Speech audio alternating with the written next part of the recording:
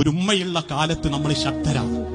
നമ്മൾ ചിന്തിക്കേണ്ടത് അങ്ങനെ, ഒരു ഉമ്മയുള്ള കാലത്ത് നമ്മൾ ശക്തരാ. ഉമ്മാന്റെ പ്രാർത്ഥനയുടെ ഫലമാ മനുഷ്യരെ നമ്മൾ ജീവിക്കുന്ന ജീവിതത്തിന്റെ ഫലം. നമ്മളെ കച്ചവടം, നമ്മളെ കുടുംബം, നമ്മളെ വാഹനം, ദുനിയാവിൽ നമുക്ക് ലഭിക്കുന്ന സർവ്വകാവലും ഒരു ഉമ്മാന്റെ പ്രാർത്ഥനയാ. അതുകൊണ്ട് ആ ഉമ്മള്ളപ്പം മരിച്ചാൽ പ്രതീക്ഷ സഹാബാക്കളും പിൻകാലഘട്ടത്തിലെ താബീങ്ങളും പറഞ്ഞു, ഉമ്മള്ളപ്പം മരിച്ചാൽ അള്ളാന്റെ സ്വർഗ്ഗം ഉറപ്പാട്ടോ. സഹാബത്ത് താബീങ്ങൾ ചോദിച്ചു, അതെന്താ? ഒരു ഉമ്മാന്റെ ദുആ പടച്ചോൻ തള്ളിക്കളയൂല.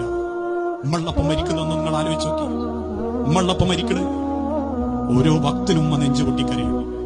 മൂത്ത മോൻ 68 വയസ്സായിട്ടുണ്ട്, എന്നിട്ടും 91 വയസ്സുള്ള അമ്മ അങ്ങനെ നിസ്കരിച്ച് എന്തോ പുറകുറുക്കുമ്പോ മക്കള് ചോദിച്ചു നോക്കിയ പേരക്കുട്ടികൾ, ഉമ്മ എന്താ പ്രാർത്ഥിക്കുന്നത്? ഒന്നുമില്ല, അംസക്ക് ദീർഘായുസ് കിട്ടാനാ. ഏതാ അംസ? 68 വയസ്സുള്ള അംസ.